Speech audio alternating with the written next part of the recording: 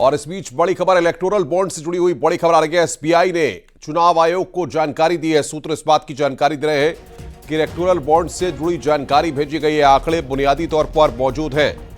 15 मार्च को ईसी जारी करेगा आंकड़े। बड़ी खबर यहां पर एसबीआई ने चुनाव आयोग को यहां पर जानकारी दी है, इलेक्टोरल बॉन्ड की जानकारी दी है। सुप्रीम कोर्ट के आदेश के बाद एसबीआई ने ये आंकड़े दिए हैं। अब 15 मार्च को ईसी इन आंकड़ों को जारी करेगा।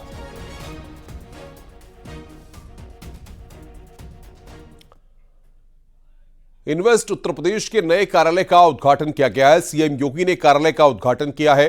इन्वेस्टर्स के साथ सीएम योगी ने संवाद भी किया। इस मौके पर सीएम योगी ने बताया कि बीजेपी सरकार के आने के बाद यूपी की तस्वीर पूरी तरह से बदली है।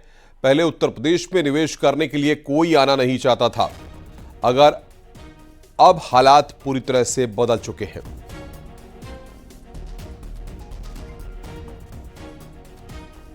लखनऊ में इन्वेस्ट यूपी के इस नवनिर्मित कार्यालय में उपस्थित हमारे सभी उद्यमी बंधुगण, प्रदेश के अलग अलग जनपदों में हमारे औद्योगिक विकास से जुड़ी हुई जो अथॉरिटीज हैं, उनके जो सीओज हैं, वहाँ पर जो हमारे उद्यमी हैं और अन्य उद्योग बंधु से जुड़े हुए सभी जनपदों के हमारे जिलाधिकारी और उपस्थित हमारे सभी बहनों और भाइयों, आज एक नई शुरुआत उद्योग बंधु से इन्वेस्ट यूपी एक साकार रूप में अपनी अत्याधुनिक सुविधाओं के साथ आपके सामने है। मैं इसके लिए उद्योग विभाग के साथ साथ इन्वेस्ट यूपी और सभी उद्यमी बंधुओं को हृदय से बधाई देता हूं और इस अवसर पर आप सबका हृदय से धन्यवाद भी करता हूं। मैं आभारी हूं आप सबका, क्योंकि आज से 7 वर्ष पहले उत्तर प्रदेश में कोई विश्वास नहीं करता था और शुरुआती दिनों की स्थिति मेरे सामने थी। किन चुनौतियों से हमने उत्तर प्रदेश को उभारने के लिए उस समय जब अहरनिश प्रयास कर रहे थे, हम लोग जिससे भी बात करते थे वह उत्तर प्रदेश से अपने निवेश को ले जाने की बात तो करता था, लेकिन लाने के लिए कोई व्यक्ति ऐसा तैयार नहीं होता था। और आज आप देख रहे होंगे देश के अंदर इन्वेस्टमेंट कैसे होना है, यूपी उसका एक नजीर प्रस्तुत रहा है। 40 लाख करोड़ रुपए के निवेश के प्रस्तावों को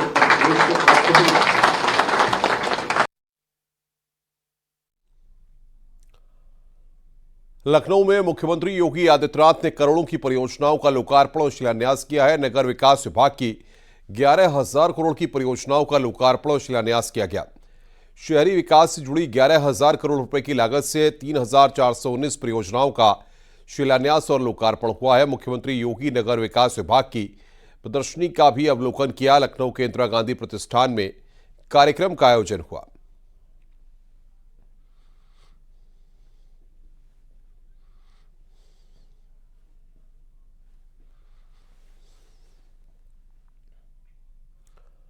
उन्नाव सांसद साक्षी महाराज का बड़ा बयान सामने आया। सीएए पर बोले साक्षी महाराज, बीजेपी परिवार के लिए राजनीति नहीं करती, बीजेपी राष्ट्र के लिए राजनीति करती है।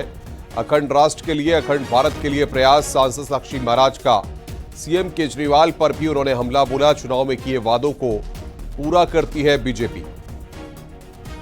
मोदी जी का कहना यह है कि हम लोग अपने लिए राजनीति नहीं करते, परिवार के लिए राजनीति नहीं करते, एक जात के लिए राजनीति नहीं करते, हम केवल राष्ट्र के लिए राजनीति करते हैं और राष्ट्र की जनता के लिए राजनीति करते हैं।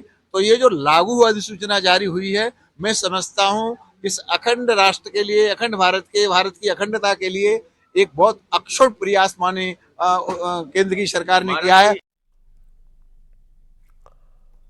अयोध्या पहुंचे केंद्रीय रेलवे राज्य मंत्री राव साहेब पाटिल ने सीएए लागू होने पर बयान दिया। साथ ही विपक्ष पर भी जोरदार हमला किया है। तो ये बड़ी खबर यहां पर हम आपको बता रहे हैं। ये तो क्या फैसला जो तो सही फैसला है, क्योंकि अफगानिस्तान में, बांग्लादेश में, पाकिस्तान में जो लोग अल्पसंख्यक के वो यहाँ आकर बसे हैं, लेकिन उनको अभी तक नागरिकता नहीं मिली है। तो मुझे ऐसा लगता है जो अल्पसंख्यक लोग हैं वहाँ से कुछ कारण से यहाँ आए, उनको नागरिकता देना ये हमारा काम है और वो देने का फैसला अपना हमारी सरकार ने किया है। भारतीय जनता पार्टी से तीसरी बार टिकट मिलने के बाद आज पहली बार सांसद हेमा मालिनी मथुरा पहुंची।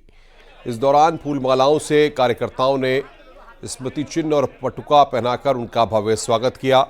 इस मौके पर बीजेपी उम्मीदवार ने पार्टी की जीत का दावा किया।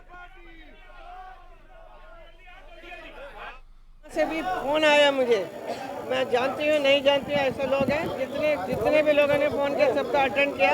उन्होंने सिर्फ अपनी खुशी जाहिर की, इसलिए बड़ा अच्छा लग रहा है कि मैं आपके साथ समर्पित हूँ, आप लोगों के साथ रह के सारा काम करेंगे। जो क्या प्राथमिकता रहेंगी, क्या करना चाह रही है, वो सब बताएंगे बाद में, अभी तो उसके लिए अलग से। सिद्धार्थनगर की लोकसभा सीट डुमरियागंज से मौजूदा सांसद जगदंबिका पाल को बीजेपी से तीसरी बार टिकट मिला है। पार्टी कार्यकर्ताओं ने जगह जगह सांसद का जोरदार स्वागत किया। उन्होंने आगामी लोकसभा चुनाव में उत्तर प्रदेश की सभी 80 की 80 सीट जीतने का दावा किया है।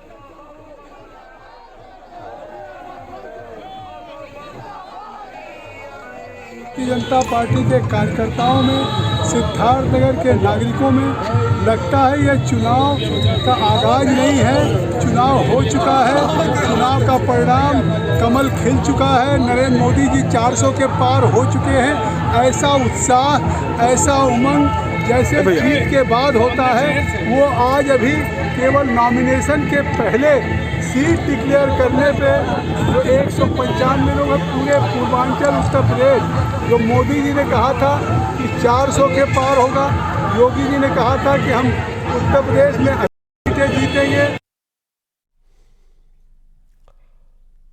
वाराणसी से बड़ी खबर यहां पर आ रही है। माफिया मुख्तार अंसारी दोषी करार दिए गए। असला लाइसेंस धोखाधड़ी में दोषी करार दिए गए। एमपी एमएलए कोर्ट से दोषी करार दिए गए हैं। कल कोर्ट सजा सुनाएगी। बड़ी खबर यहां पर हम आपको बता रहे हैं। एमपी एमएलए कोर्ट से दोषी करार दिए गए हैं। कल कोर्ट मुख्तार को सजा सुनाएगी।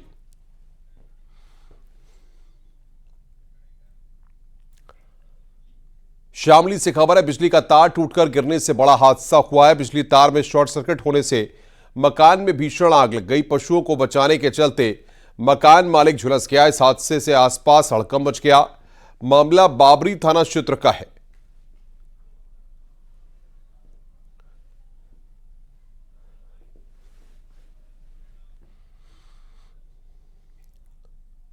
खबर गाजीपुर से है, जहां पर हुए बस हादसे के बाद शासन प्रशासन बड़ी कार्रवाई में लगा है। इस मामले की जांच के लिए जिला प्रशासन ने सीडीओ और एएसपी के नेतृत्व में एक जांच कमेटी बनाई है, जो मामले की जांच करेगी। बता दें कि कल ऊर्जा मंत्री ए के शर्मा ने सख्त एक्शन लेते हुए मामले में लापरवाही बरतने वाले बिजली विभाग के 3 अफसरों, अधिशासी अभियंता, एसडीओ, जेई को निलंबित कर दिया था, जबकि संविदा कर्मी लाइनमैन को बर्खास्त किया गया था। हादसे के बाद कैबिनेट मंत्री अनिल राजभर और ऊर्जा मंत्री गाजीपुर मेडिकल कॉलेज पहुंचकर घायलों से मिले थे।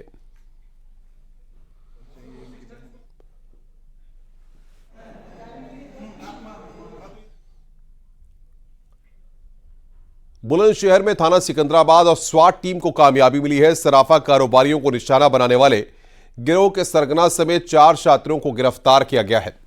पुलिस के मुताबिक पति, पत्नी, बेटा और उनका रिश्तेदार इस गैंग को संचालित कर रहे थे। ये शातिर आभूषण बेचने और खरीदने के बहाने लाखों के आभूषणों पर हाथ साफ किया करते थे। इनके कब्जे से चोरी का सामान बरामद हुआ है। ये थाना सिकंदराबाद में पिछले महीने 4 तारीख को और खुर्जा नगर में 19 तारीख को 2 घटनाएं हुई थी, जिसमें कि मोडस ऑपरेंडी बिल्कुल सेम थी। कुछ पुरुष और एक महिला साथ में जाकर सुनार के दुकान पर वहाँ पर कुछ गहने देखते थे और उसके बाद मौका लगाकर वहाँ से कुछ गहने चुरा करके अपने साथ ले जाते थे।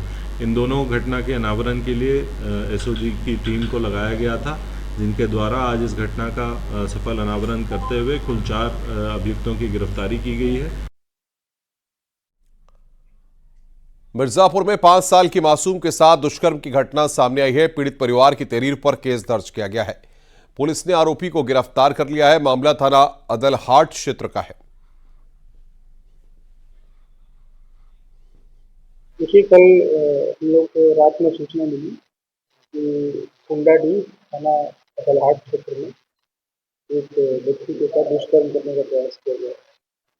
तत्काल इस सूचना पर हम सभी लोग वहाँ मौके पर पहुंचे और आवश्यक विधिक कार्रवाई करते हुए मुकदमा पंजीकृत कर लिया गया और तत्परता से अभियुक्त को हम लोगों ने गिरफ्तार कर लिया है। खबर हाथरस से है। पुलिस अधीक्षक की अगुवाई में पैरामिलिट्री बल और पुलिस बल के साथ फ्लैग मार्च निकाला गया और सुरक्षा व्यवस्था का जायजा लिया गया। लोकसभा चुनाव, सीए और आगामी त्योहार के मद्देनजर पुलिस और प्रशासन एक्शन में है। जनता से शांति की अपील की गई है।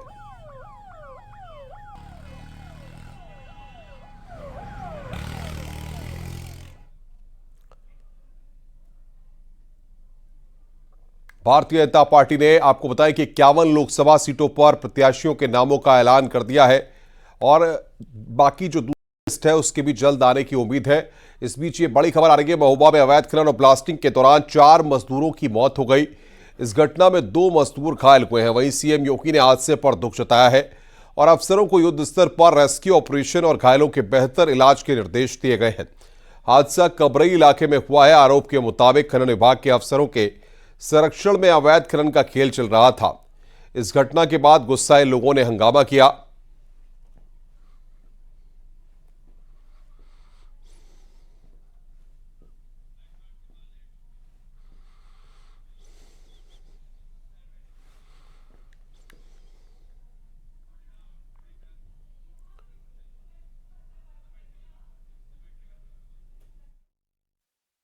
अभी हमारे को 1:30 बजे के करीब इसकी इन्फॉर्मेशन मिली और तत्काल में और एसपी साहब मौके पे आए और हमने देखा ये एक धनराज जी हैं, उनका पट्टा चल रहा है, 2019 से चल रहा है, 10 वैट पट्टा है। इसमें 5 मजदूर काम कर रहे थे और जैसे लैंडस्लाइड टाइप हुआ, इसमें हमने पूछा तो कॉन्ट्रैक्टर ने बताया कि कोई एक्सप्लोजन ऐसा कुछ नहीं हुआ था। तो लैंडस्लाइड हुआ, उसमें ये लोग नीचे दबे, तो उसमें से 2 लोगों को हमने निकाल लिया था रेस्क्यू टीम ने और उनको हॉस्पिटल भेजा गया। उनमें से एक की डेथ हो गई है, अभी एक जिंदा है। आगे बढ़ते हैं। बागपत पुलिस और सर्विलांस की टीम को बड़ी सफलता मिली है। दिन दहाड़े हुई प्रॉपर्टी क्लियर हत्याकांड का पुलिस ने खुलासा किया है। 4 अभियुक्तों को पुलिस ने गिरफ्तार कर जेल भेज दिया है। मुठभेड़ के दौरान 2 बदमाशों को गोली लगी है। पुलिस ने बदमाशों के पास से असलहा, बाइक और एक कार बरामद की है। आप सभी लोगों को अवगत कराना है कि 28 फरवरी को थाना बागपत के निरोजपुर गांव में एक प्रॉपर्टी डीलर जिसका नाम यूसुफ था, उसकी हत्या कर दी गई थी, जिसमें बाइक सवार 3 शूटरों ने उस पर 5 गोलियां से उसकी हत्या की थी। इसमें हमारी थाना कोतवाली की टीम, स्वॉट की टीम और सर्विलांस की टीम निरंतर लगी हुई थी और आज इस घटना का अनावरण हुआ है। इसमें जो संलिप्त व्यक्ति थे उनमें से 4 व्यक्तियों को हमने गिरफ्तार किया है। इनके नाम है नीशू उर्फ निशांत, विकास पुत्र प्रमोद, अनुज पुत्र मैनपाल और सोनू उर्फ संदीप। खबर फरुखाबाद से है, जहां पर भाई ने भाई पर धारदार हथियार से हमला कर दिया। इस हमले में एक शख्स की जान चली गई। सूचना पर पहुंची पुलिस ने शव को कब्जे में लिया और आरोपी को हिरासत में लिया है। मृतक के पिता ने बताया कि वो घटना का कारण नहीं जानते हैं, जबकि ग्रामीणों का कहना है कि दोनों भाई शराब के आदी थे, अक्सर नशे की हालत में मारपीट करते रहते थे। इंस्पेक्टर ने बताया कि मामले में जांच चल रही है। थाना कायमगंज के रजपालपुर क्षेत्र में एक व्यक्ति जिसका नाम रंजीत जाटव पुत्र महाराज सिंह है, जिसकी उम्र 25 वर्ष है, उसकी डेड बॉडी पुलिस को मिली है उसी के घर में और ये हत्या उसी के सगे भाई गोलू पुत्र महाराज सिंह ने की है और ये हत्या उसने एक धारदार गड़ासे से किया है और पुलिस ने अभियुक्त को भी हिरासत में ले लिया है और उससे पूछताछ की जा रही है। इस पूरे मामले में जांच करके विधिक कार्रवाई की जा रही है।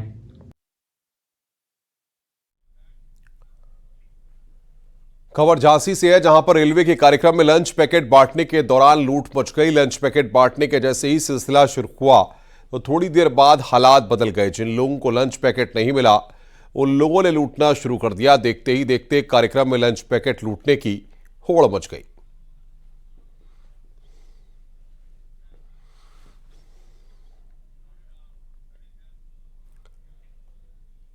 ग्रेटर नोएडा में पाकिस्तान से आई सीमा, उसके पति सचिन और पिता नेत्रपाल के खिलाफ शिकायत दी गई है। सीमा के पाकिस्तानी पति गुलाम हैदर के वकील ने जेवर थाने में शिकायत देकर केस दर्ज कराने की मांग की है। आरोप है कि सीमा ने कोर्ट में गुलाम हैदर की पत्नी बनकर जमानत ली और सोशल मीडिया में खुद को सचिन की पत्नी बता रही है। आरोप है कि 13 मार्च 2023 को सीमा ने सचिन से शादी की बात कही है, जबकि सीमा का गुलाम हैदर से तलाक नहीं हुआ है।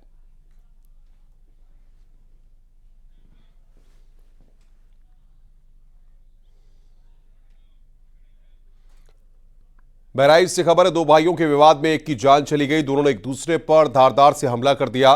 इस दौरान एक की मौत हुई है। घटना के बाद आसपास हड़कंप मच गया। स्थानीय लोगों ने बताया कि शराब पीने के बाद विवाद हुआ था।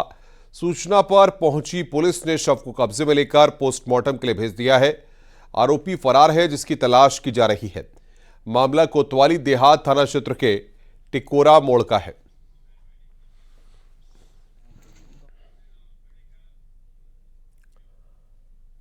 आगे बढ़ते हैं, ब्रज में अभी से होली की धूम देखने को मिल रही है। मथुरा के राधा वल्लभ मंदिर में होली के गीत शुरू हो गए हैं और भक्तों पर गुलाल उड़ाए जा रहे हैं। बता दें कि इन दिनों ब्रज के सभी प्रमुख मंदिरों में होली की धूम मची है और देश विदेश से श्रद्धालु ब्रज की होली देखने यहां पहुंच रहे हैं।